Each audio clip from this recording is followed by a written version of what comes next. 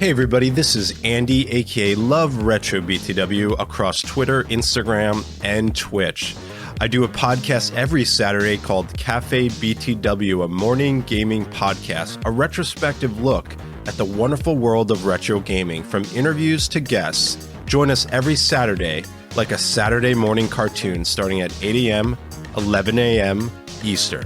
Also, if you're on Twitter, please join the brand new retro gaming community, a place to share, connect, and show your love for the retro gaming community.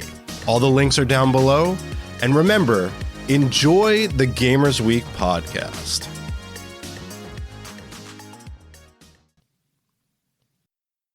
This time on Gamers Week podcast. I'm pretty sure there was spit in either the drink or the sandwich. Yeah, they 100% spit in your drink. Of course. But still, no code. A bad KFC experience and no code. And I was like, you know what? I'm done with this. I just won't play Diablo 4 until it comes out. I mean, a bad experience. That does kind of seem consistent with Blizzard. Ooh. That's why they picked KFC. Yeah.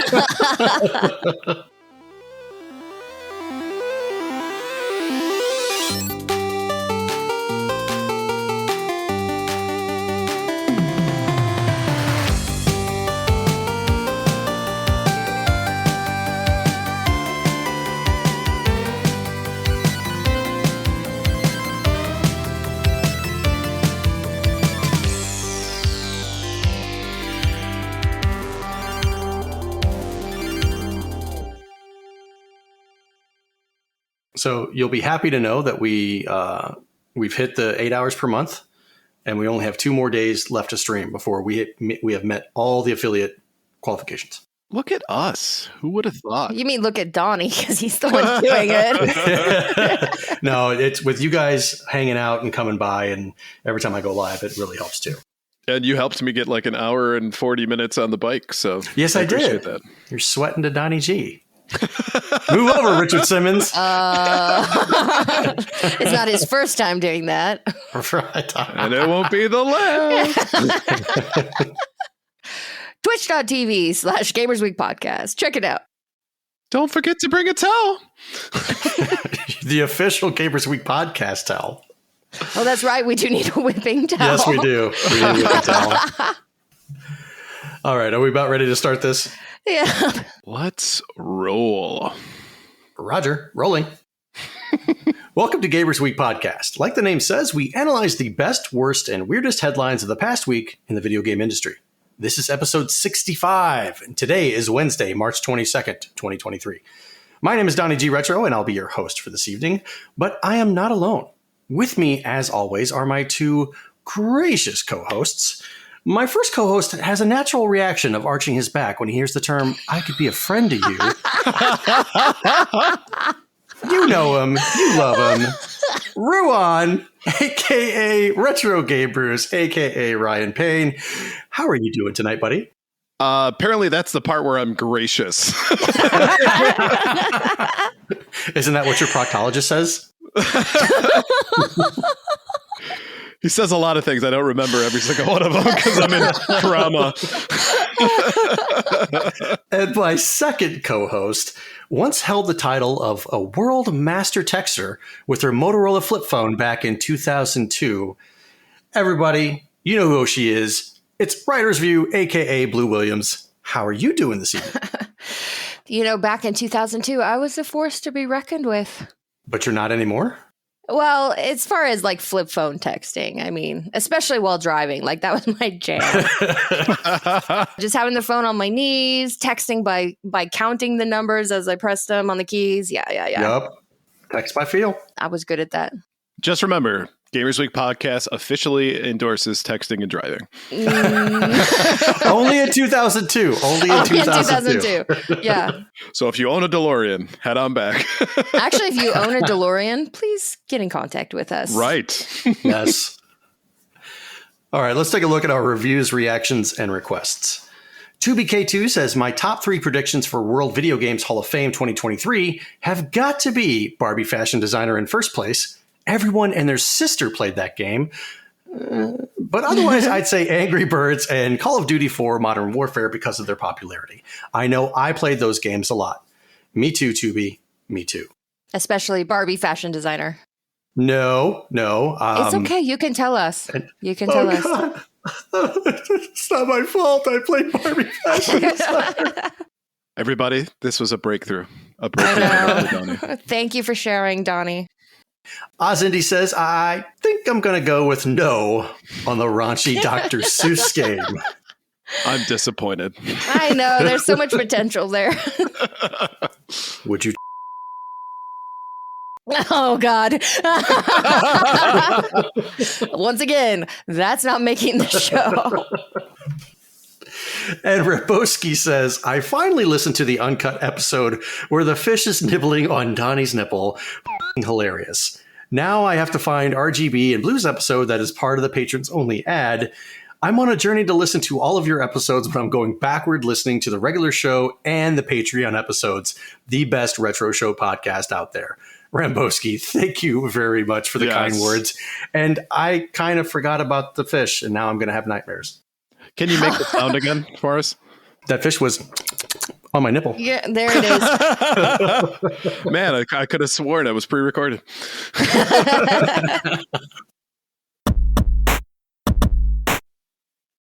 And now it's time for the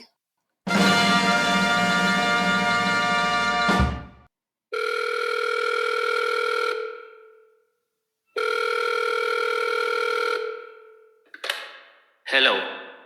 Very important call. and that, kids, is called a landline. Oh, I missed the landline. See, back in the olden days, you had phones that were attached by cords to the wall. Oh, my God. All right, every Monday on Twitter, we post our VIP. That is our very important poll. And if you'd like to participate, follow us on Twitter at GamersWeekPC. And this week's question was, what is your favorite Metroidvania game that is not Metroid or Castlevania? Coming in third place, we have Axiom Verge at 17.9% of the votes. Second place was Ori Will of the Wisps with 19.1%. And the winner, was Hollow Knight by no surprise, 38% of the votes. We also had 24.9% of people vote other. So let's take a look at some of the comments from the poll. At Samdisfaction said, I really enjoyed 8 Doors. Despite it being kind of easy, I truly enjoyed every second playing it. At Masamane 1990 said, Iconoclast is a very slept-on game. It has a great story, good gameplay, and was made by one person over the span of 8 years. Can confirm Iconoclast is really, really good. At Crifton said, Infernax is great. Really has the Castlevania 2 and Faxanadu blend down well. At Retro Jonesy said, The Messenger absolutely blew my mind. I had no idea it was a Metroidvania game.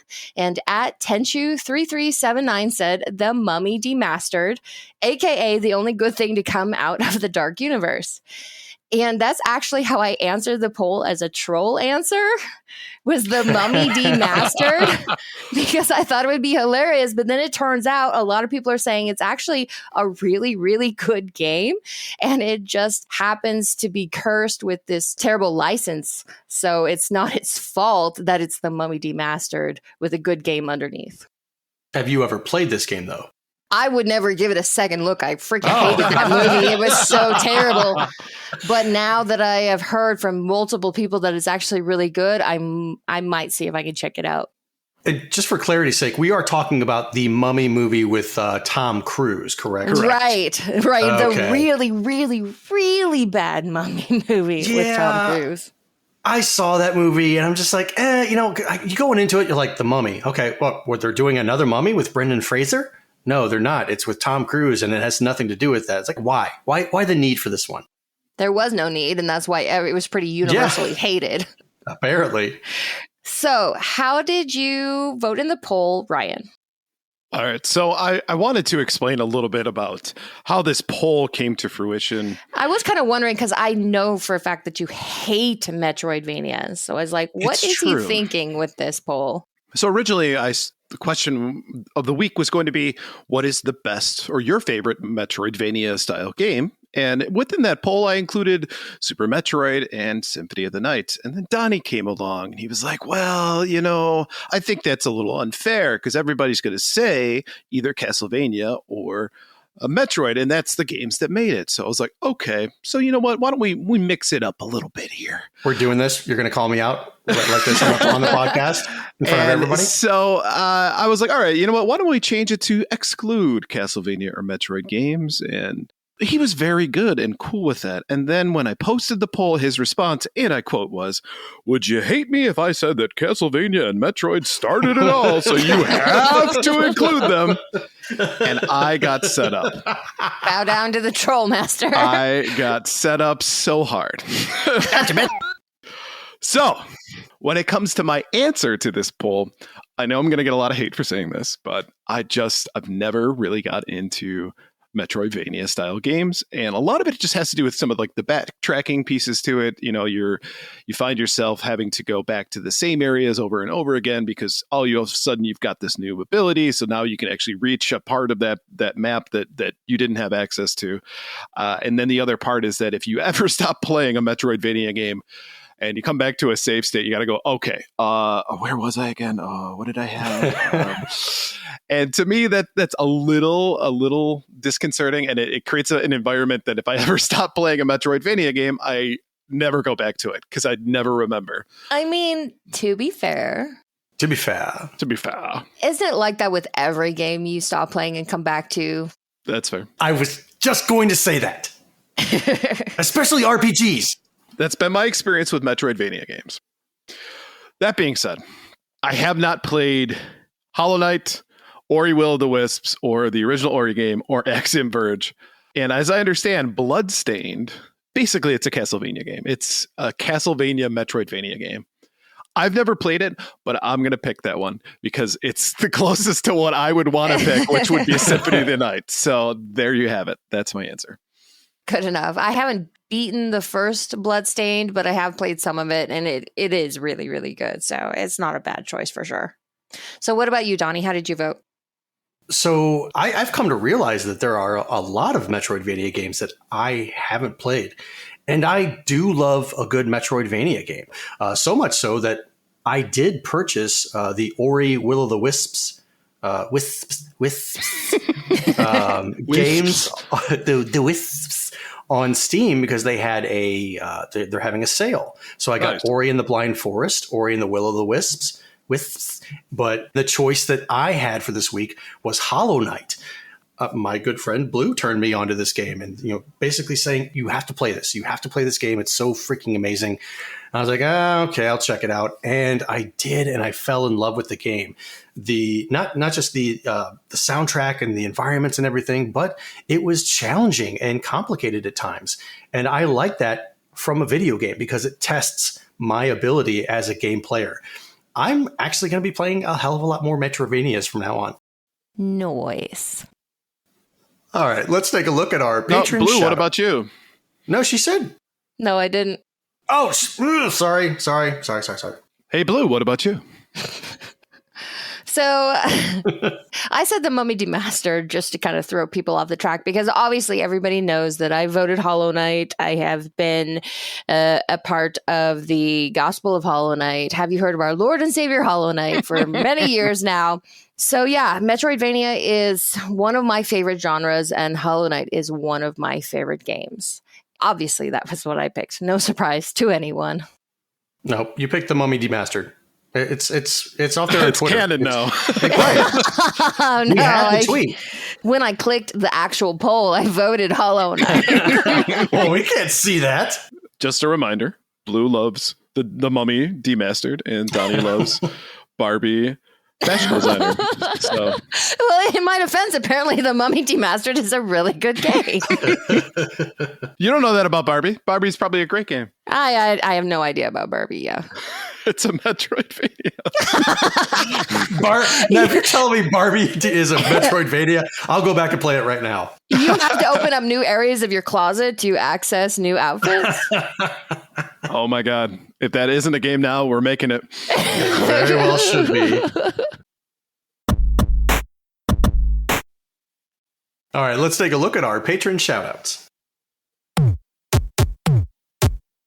We couldn't do what we do without the help of our gorgeous patrons. Here are the generous folks supporting Gamers Week on Patreon.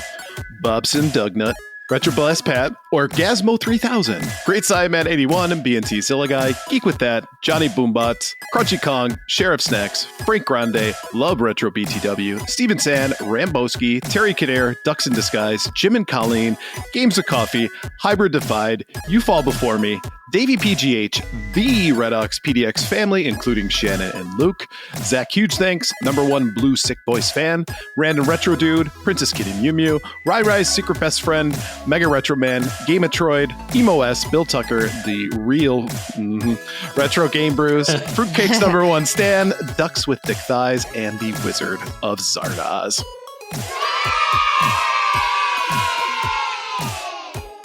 If you like what you hear today, and we really hope that you do, please consider joining us on Patreon. Your support helps cover the cost for producing the show, as well as other cool stuff we'll be doing like prizes and giveaways.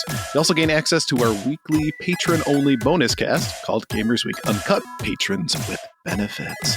Visit patreon.com/gamersweek or follow the link in the show notes to learn more. And this Friday, the time that this is coming out, we have a movie night. So if you are wondering if you should join, today might be the day. Because Airhead's in Encino Man, right? No way. It's going to be The Mummy and George of the Jungle. Why do you always get your way? Because. Great answer. All right, thanks, Ryan. Now back over to Donnie G for the headlines. Our headlines segment is proudly sponsored by the Retro Game Club podcast. It's a fantastic family-friendly retro gaming podcast. In each episode, Rob and Hugh pick 2 games to play and discuss, as well as news, interviews, and other topics. Right now, they want to know what games in the Pac-Man franchise are your favorites. Send your answers to email@retrogameclub.net or follow the link in the show notes. I don't think I've played a lot of Pac-Man games. I kind of assumed they were all more or less the same. So I guess my favorite would just be Ms. Pac-Man, which is not really that interesting of an answer. I'm also going to go with Miss Pac-Man, and I'll quote the movie Van Wilder here. He said, "I know Miss Pac-Man's special. She's fun. She's cute. She swallows." So we can't put that in. It was in a movie, for crying out loud. We can put that in. All right, first up tonight from Eurogamer, Ubisoft sparks debate by unveiling AI tool to aid script writing. Ubisoft has sparked debate by showing off its new Ghostwriter tool, an AI designed to aid its writers in creating dialogue for in-game NPCs. Ghostwriter was demoed on stage at GDC this week by Ubisoft researcher Ben Swanson, who stated the tool was designed for use with background dialogue, barks, which are generic lines from NPCs triggered by the player, and descriptions for the game's user interface. Swanson described the tool as a 30,000-sided die, which could be rolled to build sentences based on an initial input combined with a modifier with machine learning built in to ensure responses varied. Swanson reportedly stated numerous times that the tool was meant for crowd-life filler dialogue and was not built to construct full stories, lore, or provide the kind of handwritten dialogue seen in a game's main questline or cinematics. The tool also still requires human feedback to craft and edit the responses it provides. Response to Ghostwriter's unveiling has been mixed. As a writer, having to edit AI-generated scripts/dialogue sounds far more time-consuming than just writing my own temp lines, wrote Sony Santa Monica writer Alana Pierce. I would far prefer AAA studios use whatever budget it costs to make tools like this to instead hire more writers. Don't be fooled by their claims of support. This is exactly how it starts, said Radical Forge artist Ed Coates. They're clearly testing the waters with the small stuff before rolling out more aggressive forms of AI. This work could have created a job for a junior. Addressing some of this in his talk, Swanson said the tool had been developed internally at Ubisoft after approaching the company's writing teams to discuss their pain points and that the early response had been positive. And Skynet has become officially self-aware. You're not wrong. But I mean, right now, AI it's kind of the flavor of the month or the flavor of the year, supposedly right now, where everyone seems to be using ChatGPT or some other AI program to help them write things. Like, for example, if I remember, there was a tragedy at a college and they got caught using ChatGPT to write the email to the entire student body. Really? Yes. What the hell? Right. So it's interesting because it's becoming like the lazy man's tool. But I think what nailed it on the head here was Ed Coates said that they're essentially just testing the waters here to see if this is going to be a viable tool for them to be able to write stuff in the future, which there's a certain aspect to the human imagination that I would want to be a part of video games, that a random 30,000 sided die, I question the quality that's going to come out of that. And AI is just a program right now that does what it's told to do. Right. It's mimicry at best. Right. That's it. It's mimicry, more or less. I mean, this part where they say, well, this work could have been given to a junior. That's a common complaint when, like, if you think about, I think it was McDonald's had these like self-order kiosks, because then people were complaining that, well, it takes the spot of a worker. Or if you think about assembly line production in factories, well, we don't want machines to do it because that takes the place of the worker. That's a common complaint and argument against this type of progress. But I think here, it's actually valid because video games are supposed to be something that's based upon creativity, not something that is meant to generate the same thing that it's already seen 1,000 times. Right. I mean, who wants an assembly line video game? Nobody wants that. You want an assembly line car. Sure. You want to think that the Ford Focus that you bought is the same as the Ford Focus that your neighbor got, I suppose. But do you want the same video game over and over and over? No, you don't.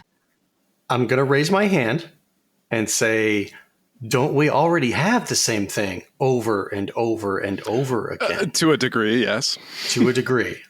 Until we see it, until we see what it can do, then I'm not going to completely shun this whatsoever. Right. But I will say, however, that I need to see it make a video game, dialogue, story, what have you, with true emotion.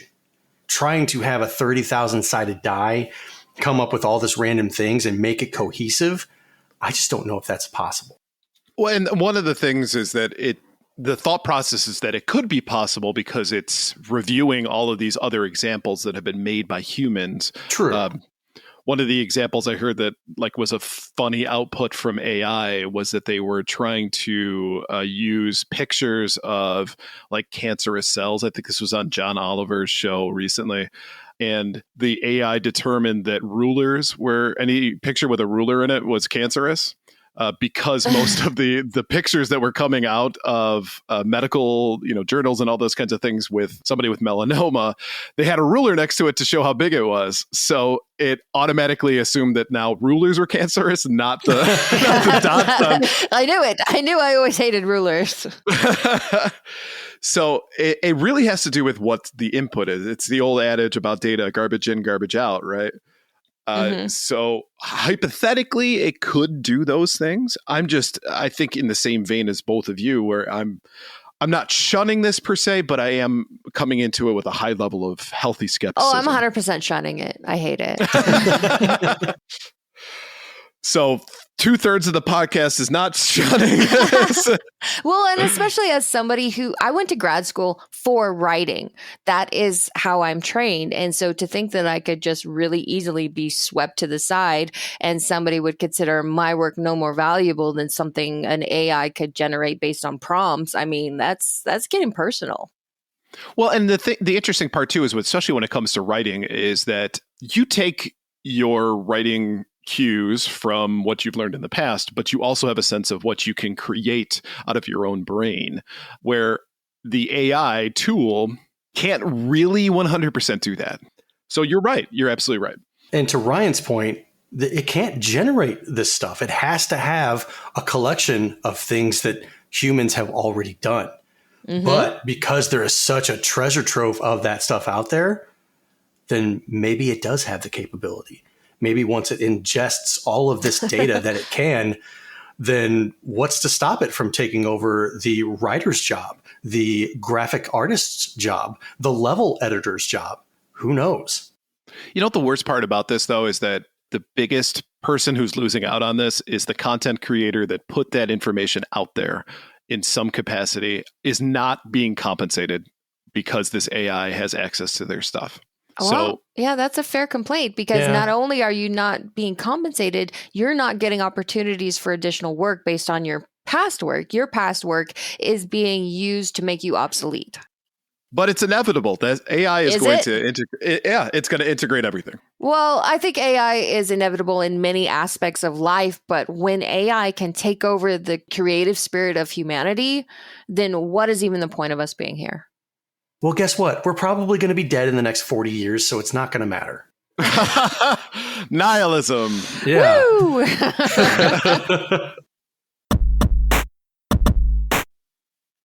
All right, next up from VGC, player buys every single Wii U and 3DS eShop game ahead of store closure. A player who has purchased every single Wii U and 3D eShop game ahead of the closure of both stores. Popular content creator Gerard the Completionist Khalil, also known as Dragon Rider, claims the entire collection amounted to 866 Wii U games and 1,547 3DS games. This equated to 1.2 terabytes of Wii U games and 267 gigabytes of 3DS games, DSiWare, and DLC. The entire collection cost Khalil $22,791 and took almost an entire year to complete. Khalil said he raised funding for the purchases via sponsorships and will be donating the completed collection to the Video Game History Foundation, a nonprofit organization dedicated to preserving the history of video games.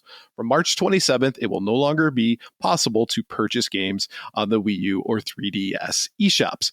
As revealed by VGC analysts, up to 1,000 digital-only eShop games will effectively disappear for good once 3DS and Wii U eShop transactions end.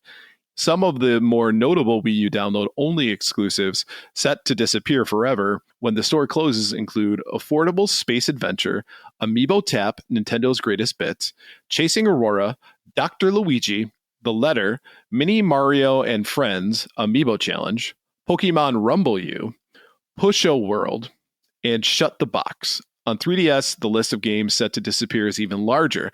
These include 3D enhanced re-releases of a number of classic games, including Nintendo's 3D Classic Range, which offered stereoscopic versions of the games like Excite Bike, Kid Icarus, and Kirby's Adventure. Finally, the closure of the Wii U and 3DS eShops will also mean the termination of the final systems to support Virtual Console service. Once this happens, the only retro games provided by Nintendo will be the ones available on the Switch Online's various apps. Gerard Khalil, you the real MVP. Right. The fact that he's donating this to the Video Game History Foundation so all of these games can be preserved, my hat is off to that guy. Yeah, kudos. And I love that this was funded via sponsorships. There are companies out there are people out there that saw that this was a worthwhile effort to make to preserve this library in its completion. Mm-hmm. There was value in this where Nintendo clearly sees none. And despite the massive monetary value of this library, he's not going to keep it for himself. He's donating it. That's like the tippity top of gamerdom, if you will. Now, what's to say he's not copying it, saving files for himself, and then donating the same thing? Well, I mean, sure. He's got a YouTube channel to make content for. You couldn't fault him for that necessarily. Nope, I suppose not he at all. deserves something for, the year that it took to do this for all of his time. It's also a reminder that if you went, I slept on this hole, I got to download every Wii U game. It's probably not going to happen because you needed a year to get it done. Yes, I'm taking the next week off work to get this done. Yeah, sorry, boss. I got 1,547 3DS games to download.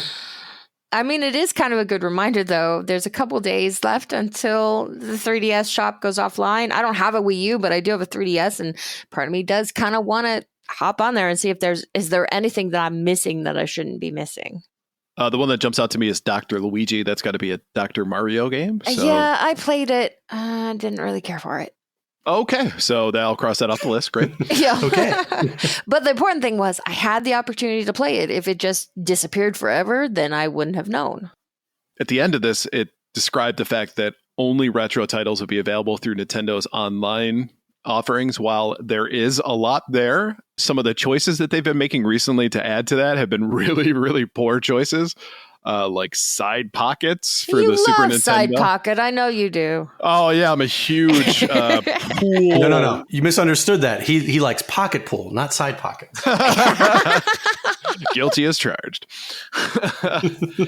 So that realization was like, oh my God, they're right. There's nothing else out there. Thinking to myself, like, now that's the only way I'm going to be able to play those without, obviously emulation is out there and I can collect, but nonetheless, there's just that feeling of I didn't know what I had until it's gone, right? Right. I have a 3DS that I acquired last year. So there are a ton of games out there on the eShop that I have no idea exist. But right. I do have a little bit of fear of missing out right now that I'm reading this article, that it goes offline in, 5 days? So do I got to fire up the 3DS? Do I got to start downloading games? Do I got to do this now? Run! The FOMO! Oh the FOMO! Sorry, we got to do. They'll understand. Only half an episode. Right. It'll work.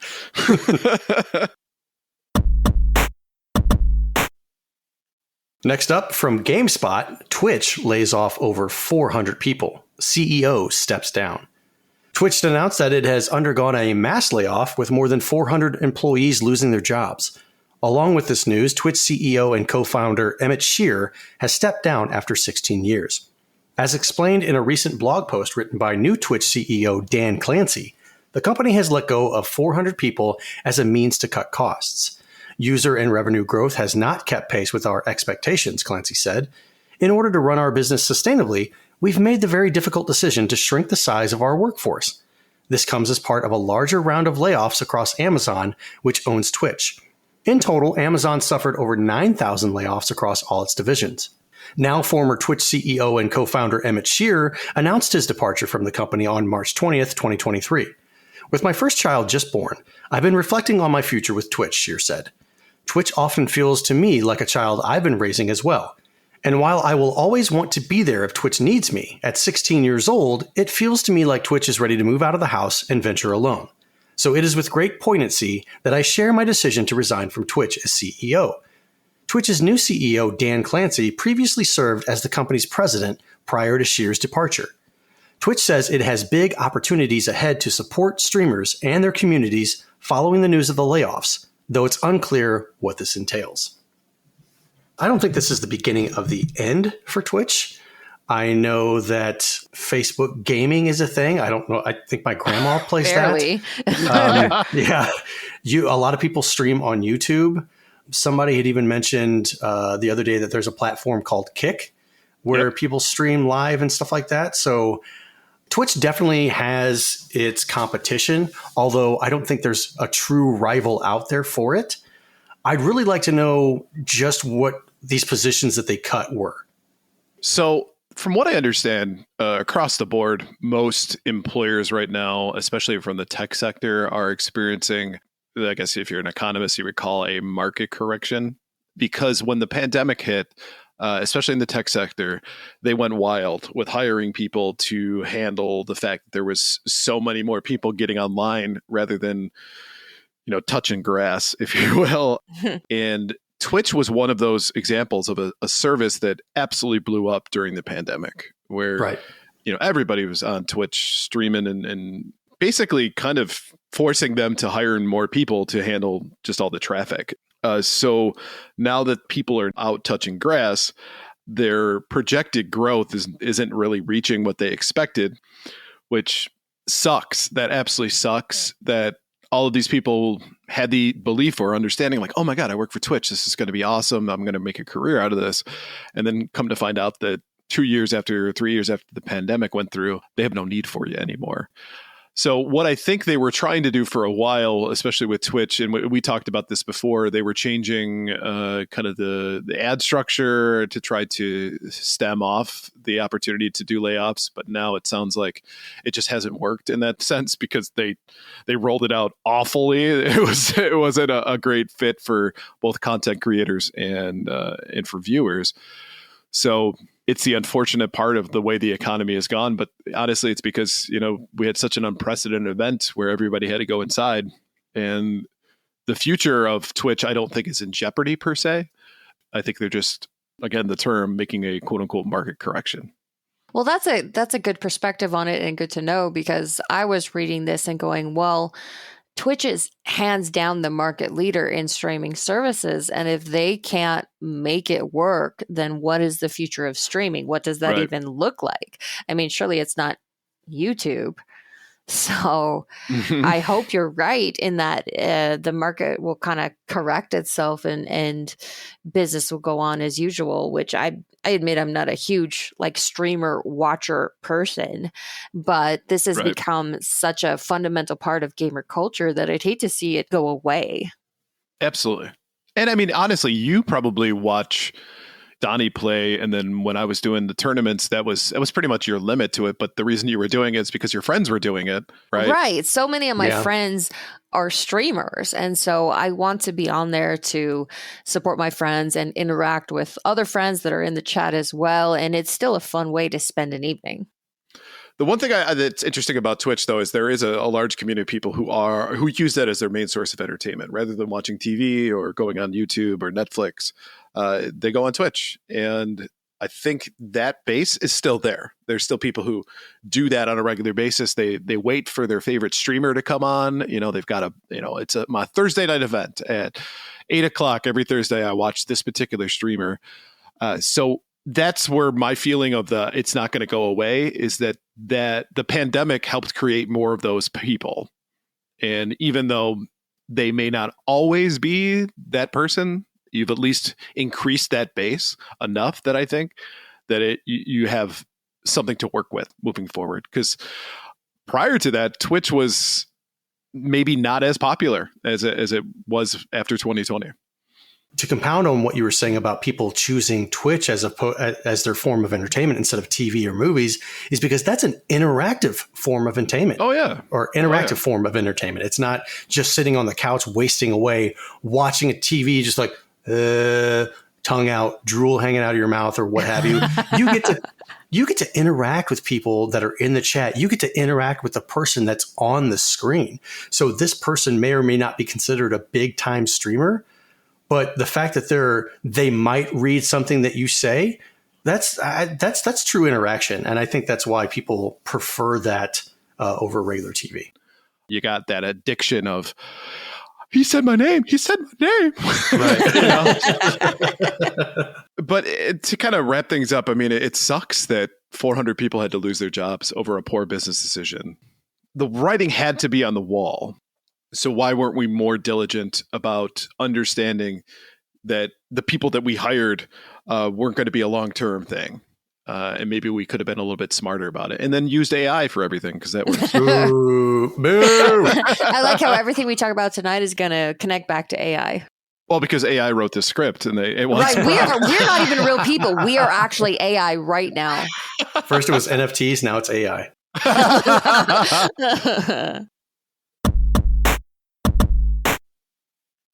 All right, from IGN, people are freaking out about KFC's Diablo 4 beta codes. Blizzard fans are freaking out about the only way to access the long-awaited Diablo 4 beta other than pre-ordering the game, ordering KFC.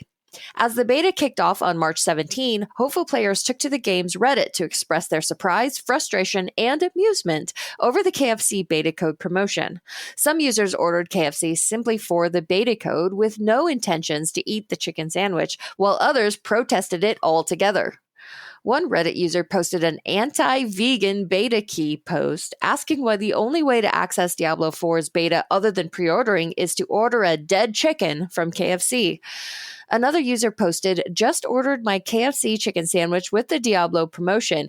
Question, do I actually have to pick up the sandwich to get the code? Other users have expressed similar plans, while one called the collaboration a dystopian nightmare.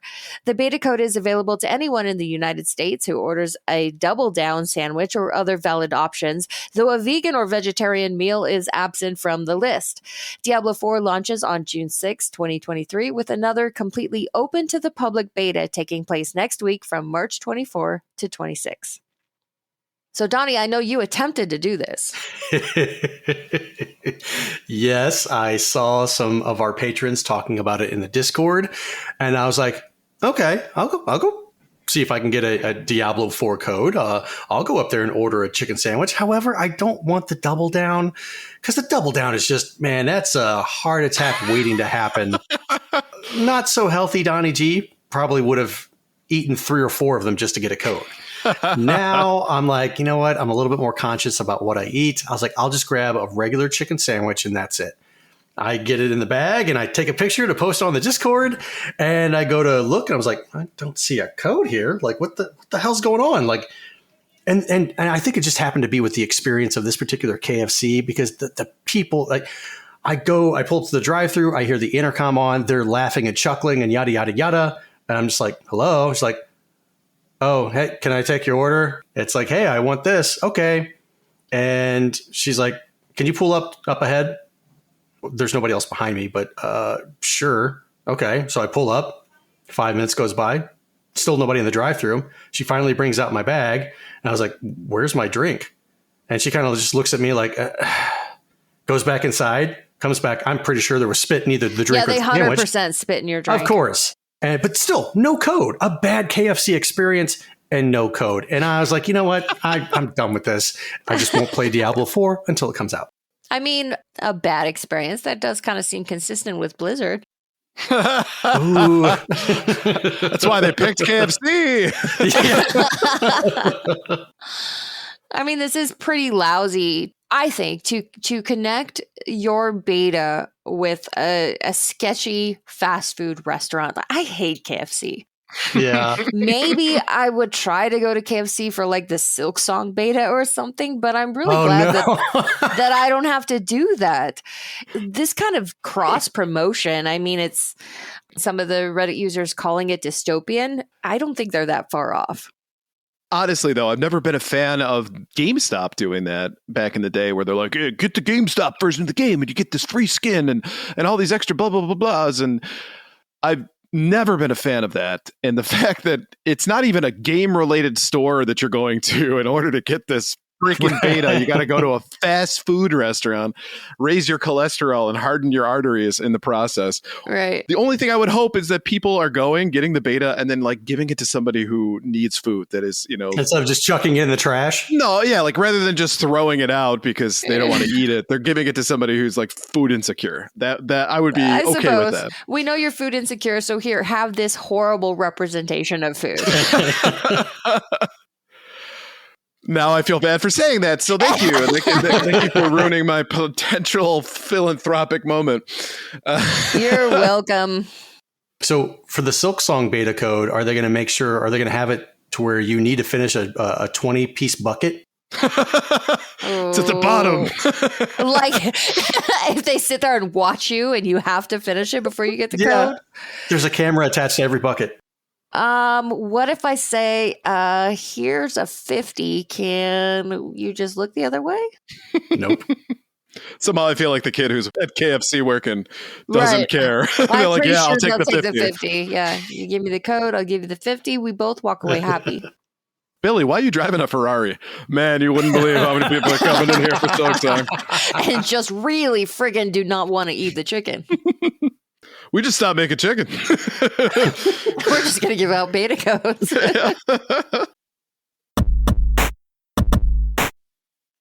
All right, let's take a look at our top 3 new releases for this week. All right, first up is Have a Nice Death. Switch and PC. Have a Nice Death is a 2D action roguelike where you play as an overworked death whose employees have run rampant, completely throwing off the balance of souls and his vacation plans. In order to restore order, you have to grab your trusty... I've never known how to pronounce this. Is it Sai or is it Scythe? Sith. Is it? I thought it was Scythe, but... No, it's Sith. Grab your trustees. I just told you what it was. I don't trust you. And show your employees who's Ooh, boss. ouch. Sharpen your skills and your thing through fast-paced hack and slash combat, utilizing over 70 unique weapons and spells you can find and upgrade to create devastating combinations. Is this Chia? Is that the T is silent? Sure. Sir. It's like Tis Shang Song. Chia for PS5, PS4, and PC. Join Chia on her tropical open world adventure as she sets off to rescue her father from the cruel tyrant Miorvora, ruler of the archipelago. Climb, glide, swim, and sail your boat around beautiful islands as you explore a physics-driven sandbox. Face the fabric soldiers created by Miorvora in open encounters where your creativity gives you the edge. Take control of any animal or object you can find, make new friends, and jam on your fully playable ukulele. And last up, Resident Evil 4 Remake, PS5, Xbox Series X and S, PS4, and PC. 6 years have passed since the biological disaster in Raccoon City. Leon S. Kennedy, one of the survivors, tracks the president's kidnapped daughter to a secluded European village where there is something terribly wrong with the locals. Featuring modernized gameplay, a reimagined storyline, and vividly detailed graphics, Resident Evil 4 marks the rebirth of an industry juggernaut, relived the nightmare that revolutionized survival horror. So based off of these three, Donnie, what you going with? It's going to be a fight to the death. And I say that no pun intended. Have a Nice Death looks amazing. It's a nice little platformer or roguelike platformer. I am highly interested in this one because it does seem to have, I want to say, maybe some Metroidvania qualities, although I don't know, but it looks amazing. Resident Evil 4 Remake looks absolutely amazing from the screenshots and the videos that I've seen. I am currently playing through the OG Resident Evil 4 right now, and the camera system sucks. It doesn't suck. It's old. It sucks. But from what I'm seeing on the remake, it looks freaking amazing. And they have done a fantastic job with these Resident Evil remakes. So it is as a toss-up. There's a very, very thin, ultra thin butt hair that's going to separate Have a Nice Death or Resident Evil 4 Remake. And right now, I can't choose between the two. Blue, what about you? Well, as appealing as a fully playable ukulele is, I think I'll go ahead and pass on Chia. There are definitely weeks where we've discussed games on the show where that would be my pick, but much like Donnie, the other two games have my attention a lot more. Have a Nice Death is a game that I have been keeping an eye on since it was announced. And don't quote me on this one, but I think it was announced sometime this past summer, like in a Ninty showcase or something. Mm-hmm. And immediately the aesthetic had my attention. It's a 2D roguelike platformer, all the stuff that I love. So that is something that I really, really do want to get. I'm kind of hoping that once I start to hear feedback on the game, that it'll live up to my expectations. Resident Evil 4 Remake. Yeah, you guys know that I've been cautious about this game. I didn't think that the original needed a remake. And in many ways, I still don't. But the early reviews of this remake have been mind-blowing. Like, everybody freaking loves it. And so like, part of me wants to hold back on principle, but I did kind of like the chainsaw demo, and Mr. Blue really wants to play the remake as well. So we'll probably get that, and I'll probably play it under protest. Protest. So what about you, Ryan? So I agree with Chia. The ukulele was the nail in the coffin for me on that one. With Resident Evil 4 Remake, I never played the original. I'm watching Donnie play it right now. While it looks fun and interesting, Resident Evil's never really been my thing, honestly. So when it comes down to it, the remake, sure, it could definitely be cool. I'll more than likely be watching people play it on Twitch. But for me, that's just not really something I'm going after. But Have a Nice Death looks hilarious. And I can relate. I can empathize going on vacation and then having to clean up after everybody when you get back. So I totally get that. And then also, you get to take your frustration out as well. I mean, what job allows you to just like hack and slash your way coming out of vacation? So I'm all about it. I think this would be really, really fun. And I'll finally find out how to pronounce that word when I play it. So Sith. Scythe. Sith. Skithy.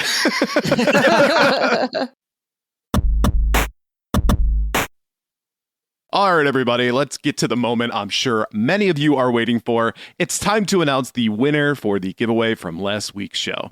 As I'm sure many of you know, we're giving away a $50 gift card to your gaming platform of choice.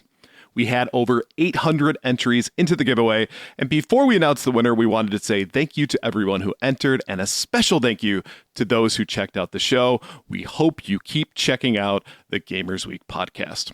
So without further ado, let's reveal our winner. Congratulations to Bread2, aka @SniffPuff.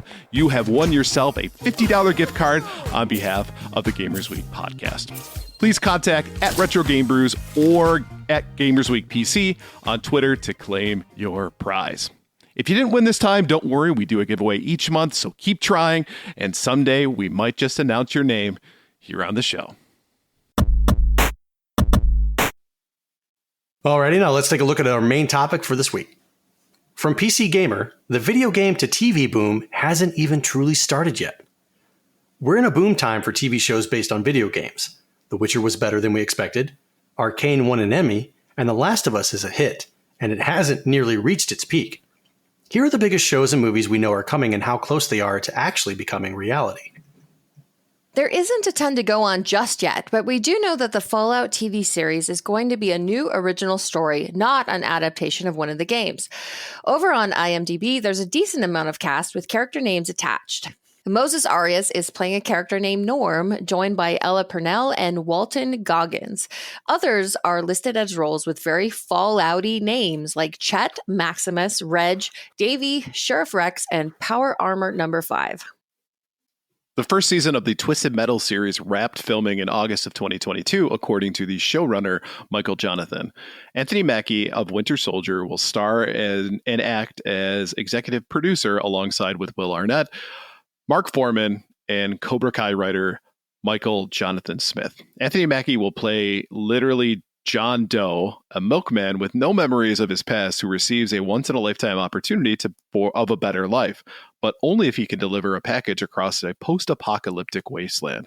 Oh, and Sweet Tooth, the car-battling hell clown, will be there too, voiced by Will Arnett.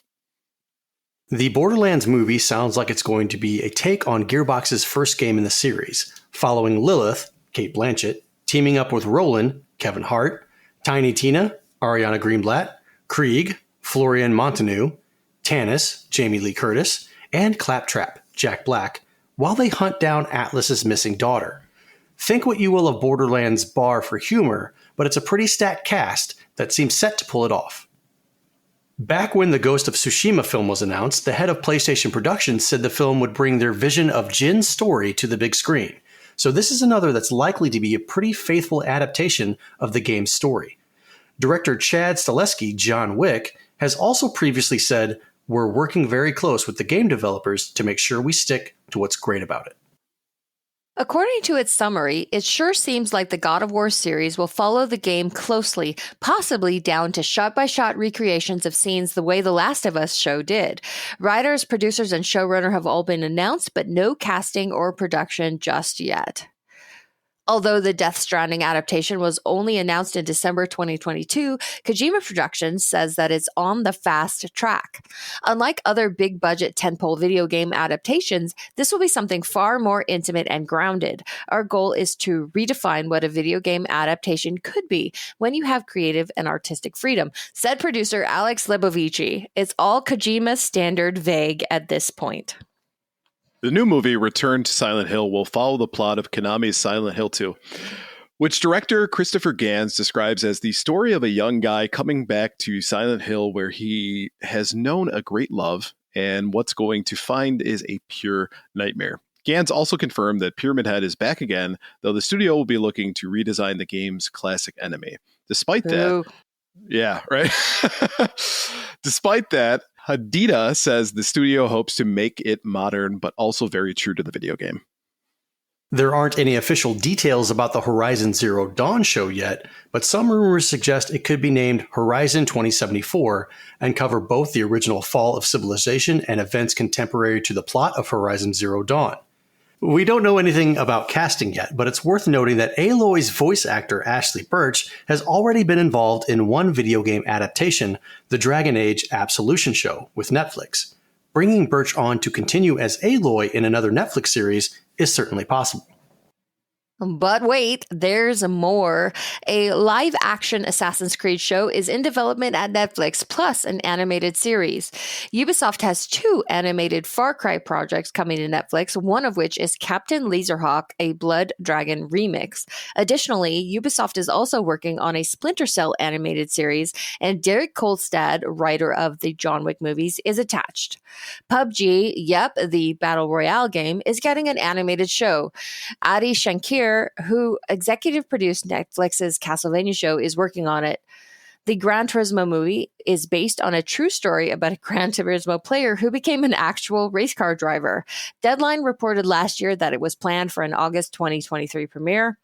The Five Nights at Freddy's adaptation muddled around for years, but actually started filming in February. And finally, back in 2019, director Jordan Vogt-Roberts said a script had been finished for a Metal Gear movie. And in 2022, he tweeted a hint that it's still being worked on.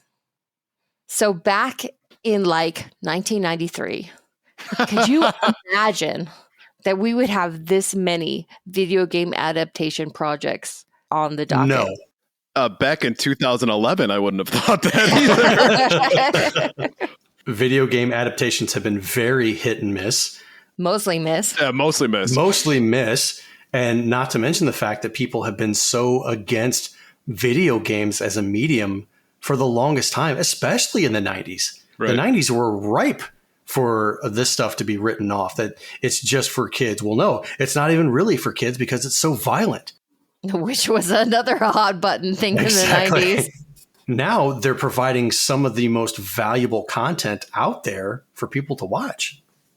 So based off of these, though, of these choices that we know for a fact are coming out, is there any one in particular that you're super excited about? Super duper excited. Super duper. Super duper. I am super duper excited for the Ghost of Tsushima film, though I think we've talked about it, many episodes ago. Right. I have a healthy dose of skepticism because of past experiences with video game adaptations. I want it to be like playing the video game was. It would be a softball kind of adaptation. Just do what the video game did and bring it to a whole new audience that doesn't play games. And it would translate perfectly if they just don't mess with it too much. I think all of us feel that way as well. Even those of you who didn't play the game, which is both of you. Well, the one thing that I'm looking for too is that, and I've said this in the past, is just the history behind it. It's also super cool. So I would watch it purely for that aspect and then probably play the game after it. So all I need is a movie. Fair enough.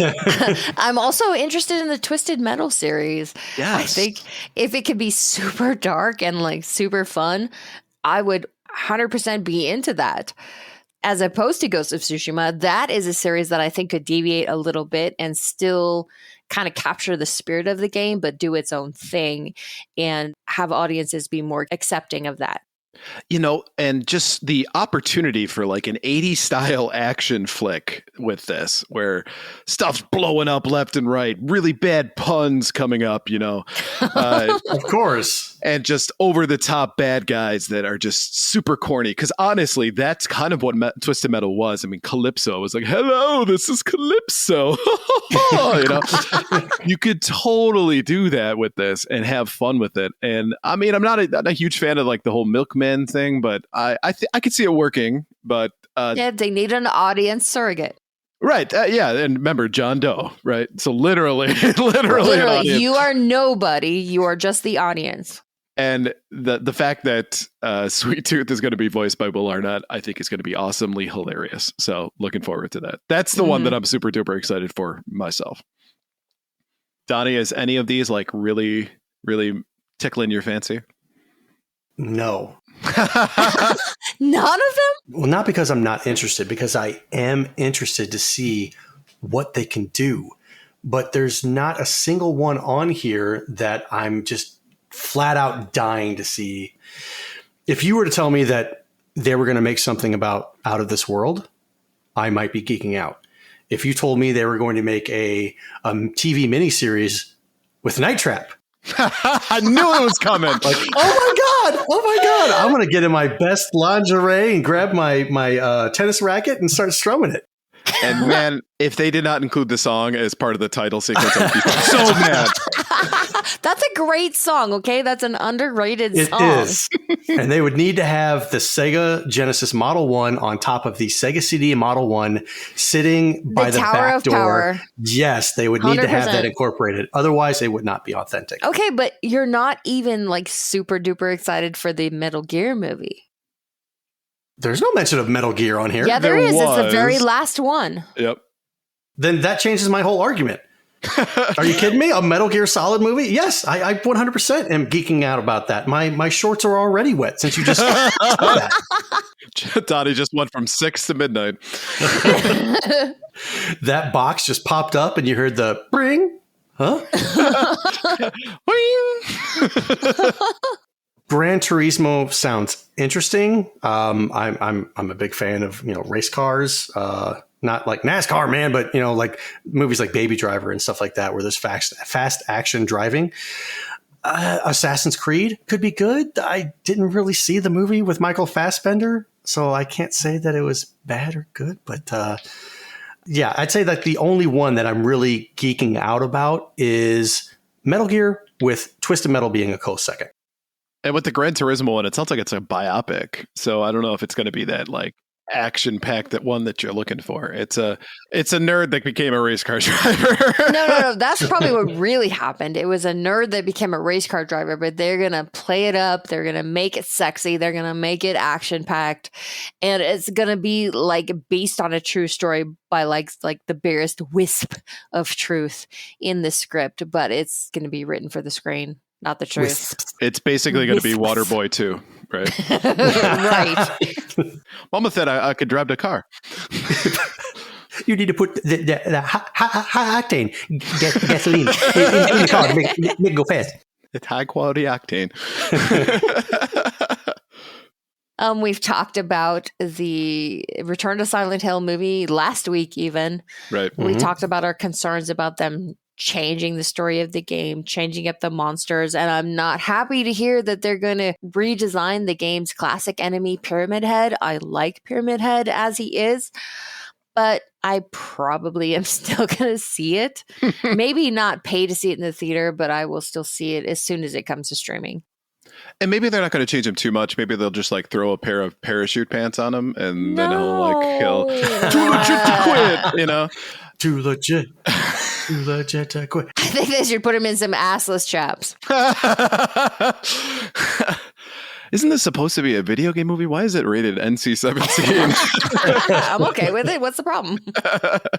Aren't all chaps assless?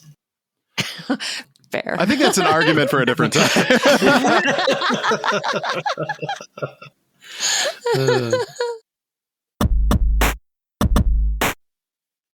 All right, before we move on, let's take a quick break to talk about our sponsor. This segment is proudly sponsored by the Elitist Podcast. It's a show where three friends and occasional guests, like Writer's View and Retro Game Brews, play games about video games, including trivia, game show games, and more. Here is this week's trivia question. Big budget AAA games are more of a norm these days. Hundreds of millions of dollars poured into development, production, and marketing. Sometimes included in that cost is the rights to the IP to make the game in the first place. So was it worth it when this Atari 2600 game ended up costing upwards of $70 million after inflation to produce? Tune into the Elitist Podcast this Wednesday to hear the answer. You can find the Elitist on your favorite podcast platform, and we'll also have their links in the show notes. My guess is that it's probably a licensed game. for like a movie adaptation.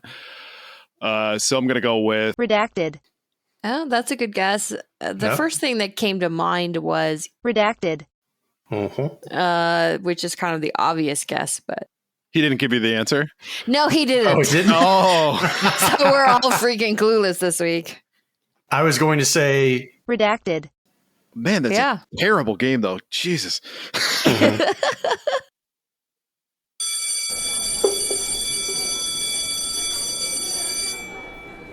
All right. Thank you for coming, students. Please take your seats and welcome back to Professor Rybread's Gaming History 101. And in today's lesson, we're going to talk about a man so talented and so iconic that even if you don't know his name, you probably likely heard his music. We, of course, are going to be covering the early history of the master composer, Nobuo Uematsu. So, kind of start things off, music in video games wasn't exactly something that was a pair in the early days of gaming. No one quite figured out how to match up Elvis Presley with Tennis for Two back in the day. Music first got it started in games as more of a segue between levels or a faraway way to attract customers to play an arcade game. However, in the mid-1980s, games more broadly utilized music to provide depth to the storytelling and create a more sensory experience for players. So when it comes to Nobuo Uematsu's time to join Squaresoft in Japan as a music producer, this was a relatively new role. But before we talk about Uematsu's time at Square, let's start discussing what led him to start working there. So he was born March 21st of 1959, so happy belated birthday. But he was born in a small country town of Kochi in Japan. His childhood wasn't spent like many of his peers, involved with the newest technology that was booming in Japan at the time, but rather he focused on experiencing country life outdoors. Eventually, however, he would gain a taste for Western music, starting with groups of musicians like Led Zeppelin, Elton John, and the Beatles, who were big influences on his taste in music. In fact, in high school, he decided to join a Beatles tribute band. Seeing that they had a guitarist, a bassist, and a drummer, Uematsu remembered that he had a piano in his house and decided to give the keyboard a try, a decision that would shape the rest of his life. Now, if we fast forward to kind of after college for him, Uematsu composed music mostly for commercials and played keyboard in another amateur band. But fate would have it in 1985 that he lived in a building with a lot of aspiring artists that would get together at night, have a few pops together, and share their work. I'm sorry, pops? That's a euphemism for beer or liquor or alcohol. I have never heard that euphemism ever. Really? You've never heard? Oh, yeah, me and my buddies were going to have a few pops together? No. All right. I haven't heard it either. All right, I'll restart this sentence. Artists that would get together at night and have a few cocktails together and share their work. It just so happened that an employee of the video game company Square was in attendance at that party and told him about a job for a music composer for her company. Uematsu applied and got the job. So at the time, Square was a pretty small distribution company that was making games for the Famicom disk system mostly. And his first few assignments included making music for games like Rad Racer and 3D World Runner, as well as games for the Japanese home computer, the PC-88. Now, at the time, Hironobu Sakaguchi was making what he thought would be his final game for Square before he intended to go back to school. That, of course, was an RPG by the name of Final Fantasy. You ever heard of this one? I don't know. Have you guys any experience with Missed it. It doesn't ring a Missed bell, it. no.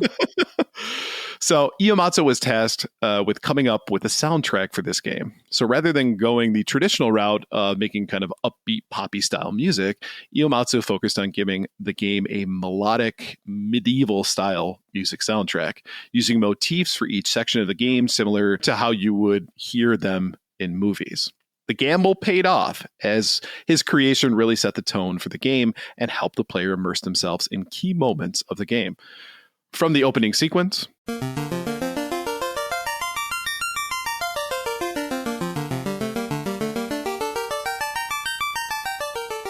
to the victory chime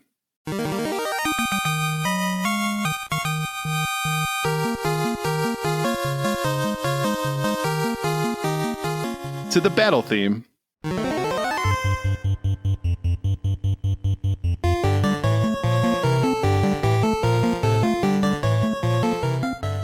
music was no longer there to fill the background, but to help to direct the player on how to feel in the moment. Now, the game and his soundtrack were a smash hit, which led Ieyamatsu to continue to develop soundtracks for subsequent Final Fantasy games, including Final Fantasy Legends on the Game Boy. In fact, the first 2 games in the series for Final Fantasy were released on a CD with his soundtrack in Japan and sold extremely well.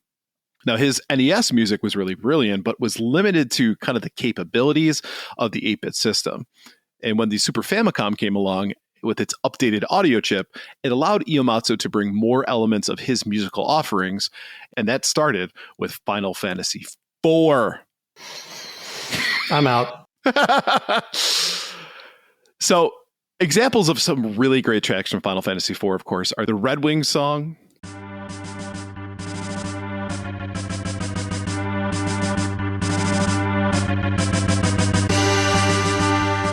the Chocobo theme,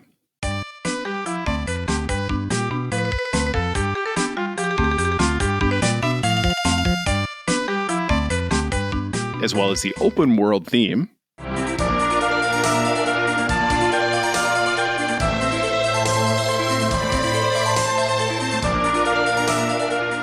with its use of a flute, is something that plays constantly in my head.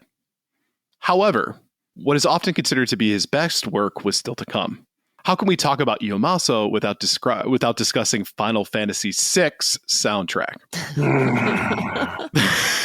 There are so many iconic titles. In my opinion, the game's soundtrack is an absolute masterpiece. There are literally over 100 songs we can mention, but here are the ones that I love the best. Kefka's theme,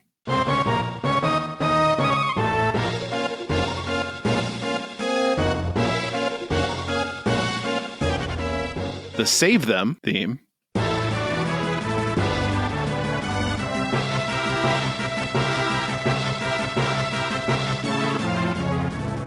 and the coup de grace Terrace theme.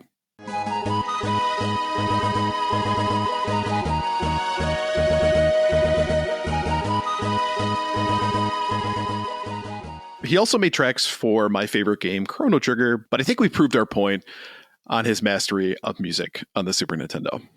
With the transition from cartridge-based systems to the PlayStation CD-ROM system meant Ieyamatsu was free to make any kind of music he wanted. Games like Final Fantasy VII, 8, 9, and 10 showed the genius of his work and was able to sample voices in soundtracks like One Winged Angel from Final Fantasy VII,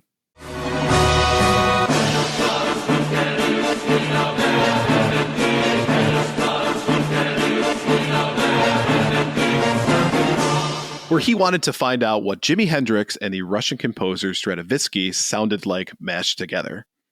In Final Fantasy VIII, Ieyamatsu used big choruses for the music, and the songs Eyes on Me were partnered with the Asian pop icon Faye Wong, How you shyly placed your eyes on me.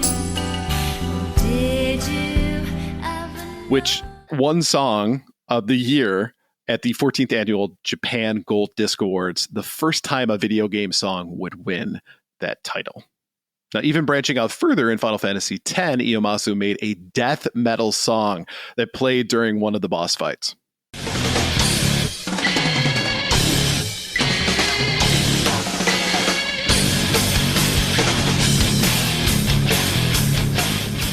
So to kind of wrap this up, I mean, there's so much more that we could talk about when it comes to Ieyamatsu and his contributions to the music industry or to the music of video games, but we've only got a short amount of time here. So why don't we at least focus on the fact that his musical storytelling really helped shape the soundtracks for the future of video gaming, and his imagination and risk-taking have warmed the heart of gamers and music lovers. His soundtracks are often more nostalgic than the games themselves, and we are lucky to have lived in the same time that he has existed and shared his genius with the world. Hear, hear. So thank you for attending today's Gaming History 101. Just a reminder, if you do have ideas for a story and you'd like to hear, send us a message at gamersweekpodcast@gmail.com, and we might feature your suggestion. We're going to go ahead and wrap things up for this episode. Thank you for listening to this episode of Gamers Week Podcast, and a big thank you to the Retro Game Club podcast, the latest podcast and Love Retro BTW for sponsoring this episode. Don't forget to check out their links in the show notes. If you want to connect with Gamers Week, follow us on Twitter at GamersWeekPC. Email us at gamersweekpodcast@gmail.com. Visit our merch store at gamers-week-podcast.creator-spring.com. Or if you want to do it the easy way, follow the link in the show notes. Or join us on Patreon at patreon.com/gamersweek. And finally, since you made it all the way to the end of this episode, please leave us a rating and a review to let us know how we did. We really do value your feedback. And while you're there, consider subscribing on iTunes, Spotify, or your podcast platform of choice. Man, that episode was a lot easier with AI doing it. We don't even need to be here. We'll just let the AI do it. Oh, they did all their voices too. It was all. Yeah, we just sat back and listened. This was great. Easy peasy. Work is done. Time to get funky. My robot boss. Error. All right. Good night, everybody. Good night, people. Good night.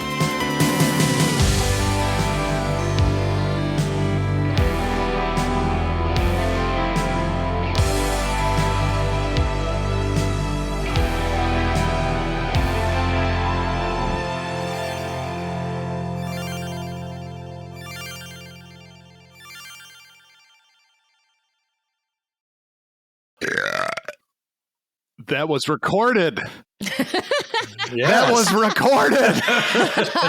Yeah, but it doesn't matter because I'm going to edit it out. I have the power. No, you. I think this week is one of those Donnie cuts. She did say she was going to send me a little piece of it so I can A help little edit. piece, not the whole thing. I don't want to open the show for new listeners like that. No, make that the end sound this week. Your nice big belch. I like that. Yes. Okay. That's a compromise, people. That's compromise. Yes. Welcome to Gamers Week Uncut. Welcome to Gamers Week Uncut. Welcome to Gamers Week Uncut, patrons with benefits. This is the unscripted, patron-only bonus cast with less editing and more dirty jokes. We don't know where the conversation will go, but we're sure it will be weird. This fish just went right on my nipple, and I'm just like, I Google Street Fighter 6. The first search result that comes up is people think they can see Ryu's dick in the Street Fighter 6 reveal. Listen up here, kids. You're not going to want to get one of those VDSTDs things, right? Make it fall off. When you go, grab a pro. You'll be doing it for America. that was perfect. If you want to hear weekly episodes of our patron-only bonus cast, join us at patreon.com/gamersweek.